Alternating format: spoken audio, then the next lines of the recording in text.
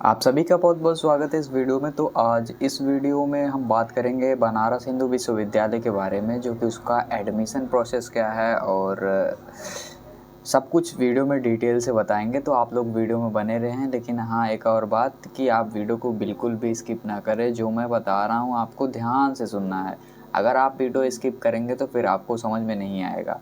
तो चलिए वीडियो को स्टार्ट करते हैं। देखिए, ये वीडियो है बीएचयू से रिलेटेड वीडियो है और यहाँ पे हम बात करेंगे इसका एडमिशन प्रोसेस क्या होता है। उसके बाद फिर यहाँ पे एक्सपेक्टेड कट ऑफ क्या होते हैं। मतलब आपको पता होगा कि बीएचयू में एडमिशन लेने के लिए यूजी कोर्सेज में जैसे BA, BSc, BCom, BFA, BPA, इसमें अगर आपको एडमिशन लेना है तो सबसे पहले सीयूईटी का एग्ज़ाम देना पड़ेगा, जो कि आपको पता होगा। और उसके बाद एग्ज़ाम देने के बाद जो भी आपका रिज़ल्ट आएगा सीयूईटी यूजी में, तो उसी के हिसाब से आपका एडमिशन होता है बनारस हिंदू विश्वविद्यालय में। तो यहाँ पे हम बात करेंगे एक्सपेक्टेड कट ऑफ के बारे में, कितना कट ऑफ जाता है और एडमिशन प्रोसेस क्या होता है उसका, और टॉप कोर्सेज कौन से हैं, एलिजिबिलिटी क्या है, सब कुछ बात करेंगे। तो चलिए वीडियो को शुरू करते हैं। तो सबसे पहले हम लोग बात कर लेते हैं कि इसका जो एडमिशन प्रोसेस क्या होता है, उसके लिए हम लोग यहाँ पे बात करेंगे, ठीक है। तो सबसे पहले हम यहाँ पे तो एडमिशन प्रोसेस ये होता है कि आपको जो है बीए में अगर आपको एडमिशन लेना है, ठीक है, बीए ऑनर्स, ये यहाँ पे जान लीजिए टॉप कोर्सेज क्या हैं। यहाँ पे सबसे पहले ये जानना ज़रूरी है। तो देखिए, सबसे ज़्यादा यहाँ पे जो एडमिशन होता है ना, वो बीए यानी कि बीए ऑनर्स करने के लिए होता है। तो आप चाहो मतलब बीए एक तरीके का नहीं है। बीए अगर आप लैंग्वेज ऑनर्स से करना चाहते हो तो कर सकते हो, बीए या सोशल से करना चाहते हो तो कर सकते हो, बीए बीएलएलबी भी है यहाँ पे। वहाँ फेमस चीज़ें हैं, मतलब फेमस कोर्सेज हैं। और यहाँ पे उसके बाद जो आता है बीए के बाद जो आता है बीएससी आता है एग्रीकल्चर, जो कि बहुत ही ज़्यादा फेमस है। ये विदेश से लोग भी आते हैं एडमिशन लेने के लिए। इंटरनेशनल एडमिशन भी स्टार्ट हो गया है, लेकिन उन लोगों का जो प्रोसेस होता है वो अलग तरीके का होता है। और उसके बाद बीए के बाद फिर आता है आपका बीएससी, जो कि आपका बीएससी मैथ ग्रुप, जो उसके बाद फिर टॉप कोर्सेज में से जो तीसरे नंबर पे आता है वो बीएससी मैथ आता है। फिर आपका बीएससी बायो आता है। फिर उसके बाद आपका बीकॉम आता है, ठीक है। जो बीए, पहले बीए आता है, फिर बीए सोशल आता है, फिर बीएससी मैथ, बीकॉम आता है। उसके बाद फिर आपका जो है क्या नाम है, बीएलएलबी आता है, जो कि बहुत ही ज़्यादा अच्छा कोर्सेज है, जो कि यहाँ पे जाना माना कोर्सेज यहाँ पे होता है। और उसके बाद फिर बीए एग्रीकल्चर, बीएससी एग्रीकल्चर मैंने आपको पहले ही बता दिया। तो चलिए मैं यहाँ पे कुछ बता देता हूँ कि मान लो अगर आपको वहाँ से बीए करना है, ठीक है। पहले ये समझ लीजिए, आप बेसिक चीज़ समझ लेंगे तो फिर आगे समझने में आपको आसानी होगी। तो यहाँ पे हम लोग बात करेंगे, अगर आपको बीए में एडमिशन लेना है तो आपका 12th में कम से कम 50% रहना चाहिए। किसी भी स्ट्रीम से रहो, या फिर ह्यूमैनिटीज़ हो गया, बायोलॉजी यानी पीसीएम हो गया, पीसीबी हो गया, किसी भी स्ट्रीम से रहो, उसमें आपका 50% रहना चाहिए। और आप लैंग्वेज, मतलब वो टेस्ट जो सीयूटी यूजी में देंगे कौन कौन सा रहेगा। मान लीजिए अगर आपको बीए का देना है तो फिर आपका एक लैंग्वेज लेना है, हिंदी या फिर इंग्लिश में से कोई एक लैंग्वेज का एग्ज़ाम देना है, और एक जनरल एप्टीट्यूड टेस्ट का। ये 2 सब्जेक्ट का आपको एग्ज़ाम देना पड़ता है। उसके बाद फिर जो है आपका रिज़ल्ट आता है, यानी कि 250-250 नंबर का आपका एग्ज़ाम होगा। टोटल 500 नंबर में ही आपका काउंट होगा।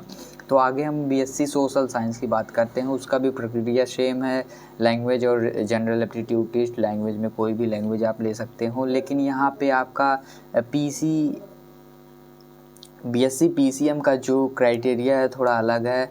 कक्षा 12 में आपका जो है 50% रहना चाहिए। उसके बाद फिर आपका जो जो एग्ज़ाम देंगे सीयूटी में, उसमें जो फिजिक्स, केमिस्ट्री, मैथ का ही नंबर काउंट होगा, यानी 2.5 5 2 7 750 नंबर ही काउंट होगा इसमें। और यहाँ पे हम लोग बात करेंगे फिर बीएससी बायोलॉजी की। तो इसका भी सेम प्रोसेस है। 12th में 50% प्लस रहना चाहिए, और फिजिक्स, केमिस्ट्री, बायोलॉजी का ही आप टेस्ट देंगे, ठीक है। और बीकॉम की बात की जाए तो इसमें जो है आपका वही सेम है, मतलब 12th में आपका 50% प्लस रहना चाहिए। और इसके अलावा आप जो सीयूटी में एग्ज़ाम देंगे वो अकाउंटेंसी का देंगे, एक सब्जेक्ट हो गया डोमेन में। और डोमेन में एक सब्जेक्ट दे देंगे बिजनेस स्टडीज़, जो कि यहाँ पे ये कंपलसरी है, और जनरल एप्टीट्यूड टेस्ट। यानी आप 3 सब्जेक्ट का एग्ज़ाम देंगे, उसी से आपका मेरिट तैयार होगा। उसके बाद फिर लास्ट में यहाँ पे बात करेंगे बीएससी एग्रीकल्चर की बात करेंगे हम लोग। तो यहाँ पे बीएससी एग्रीकल्चर के लिए भी सेम प्रोसेस है। 12th में 50% रहना चाहिए, 50% प्लस रहना चाहिए, और 50% रहेगा तब भी चल जाएगा। और यहाँ पे आप फिजिक्स, केमिस्ट्री, मैथ या बायो या फिर एग्रीकल्चर कुछ भी हो, आपको 3 डोमेन का एग्ज़ाम देना पड़ेगा, उसी के हिसाब से आपका मेरिट बनेगी।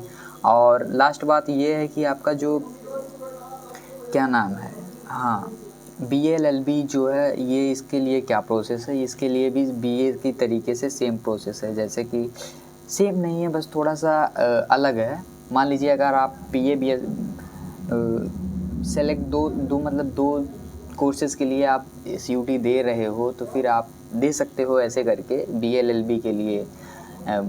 लगभग 12th में आपका 50% प्लस रहना चाहिए। और यहाँ पे जो लैंग्वेज की बात की जाए तो फिर आप लैंग्वेज में हिंदी या फिर इंग्लिश का एग्ज़ाम दे सकते हैं।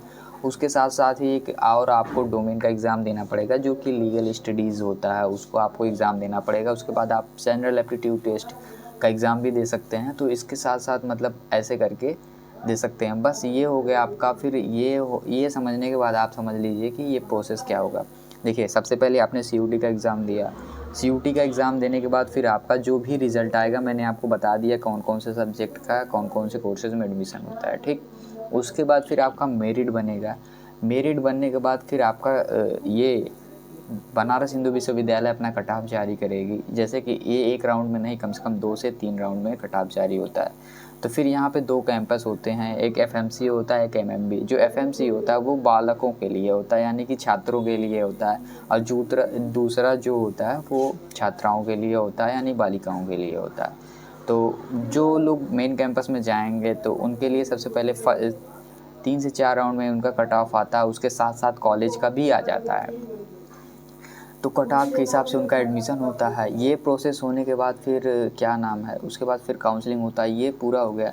और यहाँ पे कुछ बेसिक जानकारी आपको देनी थी कि मतलब एक्सपेक्टेड कट ऑफ कितना जाता है। देखिए, मैं बीए की बात करूँ तो कम से कम आपका कितना नंबर, ढाई कितना होता है, 500 नंबर का है वो होता है, क्या नाम है, टेस्ट होता है। तो आपको अगर अच्छे से अच्छे कोर्सेज़ में एडमिशन चाहिए तो फिर आपको 400 प्लस नंबर लाना कंपलसरी है, नहीं तो फिर एडमिशन क्या कॉलेज में हो जाएगा, फिर एफिलिएटेड कॉलेज में आपको जाना पड़ेगा, उससे कम रहेगा। तो ये हो गई बात। ऐसे करके मैं यहाँ पे मैं बता देता हूँ, क्या नाम है, बीएससी का मैं बता दूँ।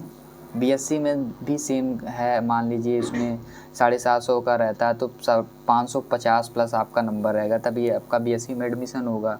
और बीएलएलबी का भी सेम है। मान लीजिए अगर आप 750 का नंबर आपका बनता तो उसमें 550 का, ऐसे ही होता है, हर साल ही ऐसे ही होता है, मतलब इतना ही कट ऑफ जाता है। और यहाँ बात करेंगे उसके बाद फिर कि सीटें कितनी हैं। भाई, इसमें सीटें ये जानना बहुत ही ज़्यादा ज़रूरी है आप लोगों की, क्योंकि नहीं तो फिर बाद में कहोगे आपने सीट नहीं बताया कितनी कितनी सीटें हैं।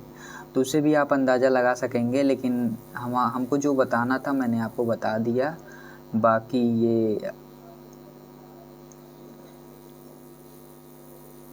हाँ, तो यहाँ पे हम लोग बात करेंगे सीट कितनी है। तो देखिए, यहाँ पे मैं बात करता हूँ, यहाँ पे जो एफएमसी में जो सीट है यानी बॉय के लिए होता है, यानी कि ये बालिकाओं के लिए होता है। तो बीए ऑनर्स आर्ट के लिए, आर्ट में तो आपका हिंदी आ जाएगा। फिर ये सब ऐसे लैंग्वेज के तरीके से सब्जेक्ट होते हैं जो कि डोमेन से रिलेटेड नहीं होते हैं, जो सोशल साइंस के अंदर नहीं आते हैं। कहने का मतलब ये इसमें फ़िलासफ़ी वगैरह भी आ जाते हैं। तो फिर इसमें जो एफएमसी में जो सीटें हैं बीए ऑनर्स आर्ट के लिए 765 सीटें हैं, और एमएमवी के लिए यानी कि महिलाओं के लिए 286 सीटें हैं, ठीक है। और यहाँ पे कुछ कॉलेजेस हैं जैसे डीएवी, वीकेएम, वीसीडब्ल्यू, एएमजीपी, मतलब इसमें आपको बहुत सारी सीटें मिल जाएंगे, हज़ारों सीटें मिल जाएंगे, ठीक है। तो हो जाएगा आपका। फिर सोशल साइंस में भी क्या नाम है, 573 सीटें हैं एफएमसी के लिए, यानी बीए सोशल साइंस 573 सीटें हैं, ठीक है। उसके बाद फिर महिलाओं के लिए जो नहीं एमएमबी कैंपस है उसमें 193 सीटें हैं, और डीएवी जो भी कॉलेज हैं उसमें भी आपका लगभग हज़ारों सीटें हैं, तो उसमें भी आपका एडमिशन हो जाएगा। लेकिन ज़्यादातर कैंपस के लिए यानी यूनिवर्सिटी के लिए लोग टारगेट करते हैं, तो आप लोग भी यूनिवर्सिटी के लिए ही टारगेट करेंगे। और बीएससी ये जो है ये कॉलेज में कोई भी सीटें नहीं है। बीएससी मैथ ग्रुप जो है ये इसमें 573 सीटें हैं, जो कि किस में है, एफएमसी में 573 सीटें हैं और एमएमवी में 96 सीटें हैं। और उसके बाद फिर बायोलॉजी की यानी बीएससी बायोलॉजी की बात की जाए तो इसमें भी आपका लगभग 386 सीटें हैं और गर्ल्स के लिए 193 सीटें हैं। और यहाँ पे बीकॉम की बात की जाए तो लगभग एमएमवी की यानी कि एफएमसी में 286 सीटें हैं और गर्ल्स के लिए भी नहीं है ना। फिर डीएवी केएम ये जो कॉलेज हैं इसमें भी कुछ सीटें हैं, लेकिन स्पष्ट रूप से अभी घटता बढ़ता रहता है। उसके बाद फिर यहाँ पे बात करेंगे बीकॉम बीएलएलबी के लिए। तो बीएलएलबी ये गर्ल्स के लिए नहीं अवेलेबल है, ना किसी कॉलेज के लिए अवेलेबल, एफिलिएट कॉलेज के लिए। ये बस ये 74 सीटें हैं जो कि एफएमसी में हैं।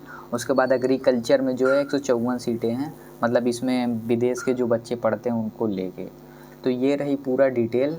और भी कोई भी डाउट होता है तो आप लोग कमेंट कर सकते हैं, कमेंट के माध्यम से हम आपको अच्छी से अच्छी जानकारियाँ दे पाएंगे। तो इस वीडियो में इतना ही। वीडियो में बने रहने के लिए बहुत बहुत धन्यवाद। मिलेंगे किसी और वीडियो में।